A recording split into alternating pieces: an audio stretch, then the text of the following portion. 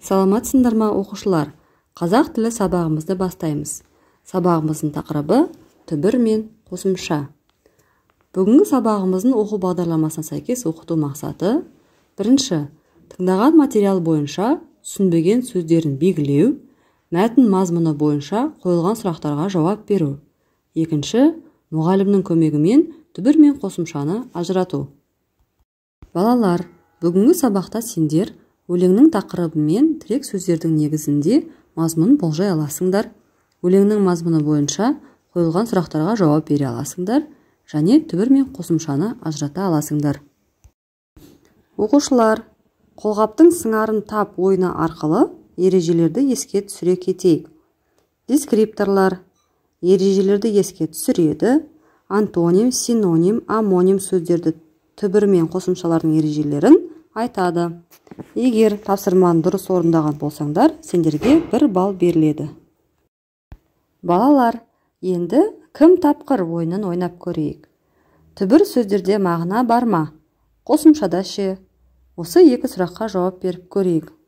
Тапсырманың дескрипторы сөздерді оқиды, қауіпсіздік ережесін сақтай отырып, түбір мен қосымшаны ажырату мақсатында қайшымен сұрақтарға жауап береді. Егер сұрақтарға дұрыс жауап берсеңдер, сендерге 1 балл қосылады. Келесі ойнайтын ойынымыз кім жылдам ойыны. Бұны біз кір жаю әдісі арқылы ойнаймыз. Яғни түбір сөзге қосымша жалғаймыз және оны суреттерді жіпке ілгіш арқылы ілеміз.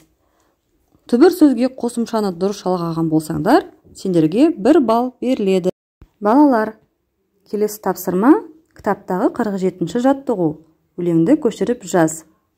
Тапсырманың дескрипторы: оқушы өлеңді сауатты көшіреді, жазу барысында каллиграфиялық талаптарды сақтайды.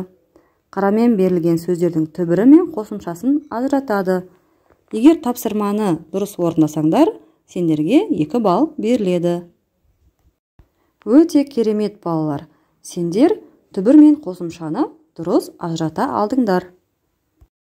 Енді балалар, кітабымыздағы 48-ші тапсырмаға қараймыз.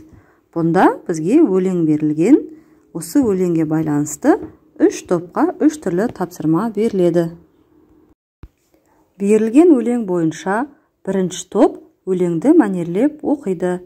Екінші топ сұрақтарға жауап береді. Үшінші топ футбол ойыны туралы хабар жүргізіп көреді.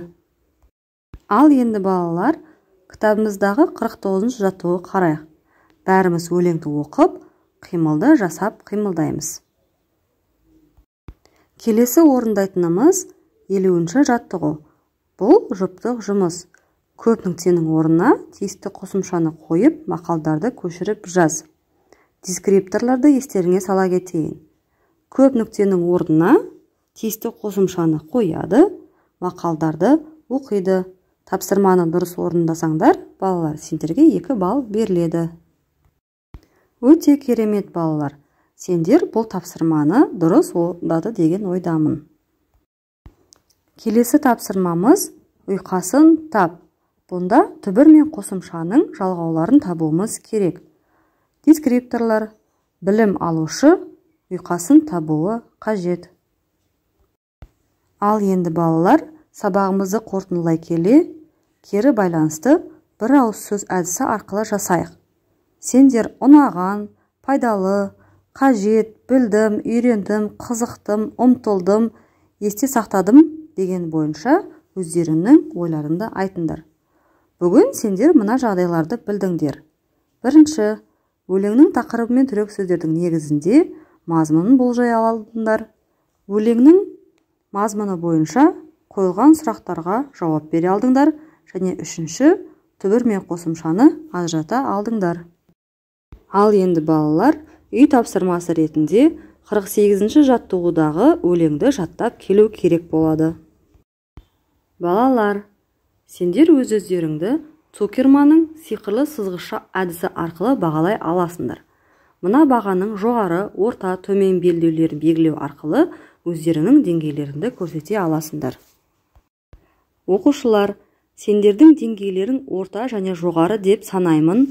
Бүгінгі сабағымыз өз мақсатына жетті. Сабақ аяқталды. Сау болыңдар.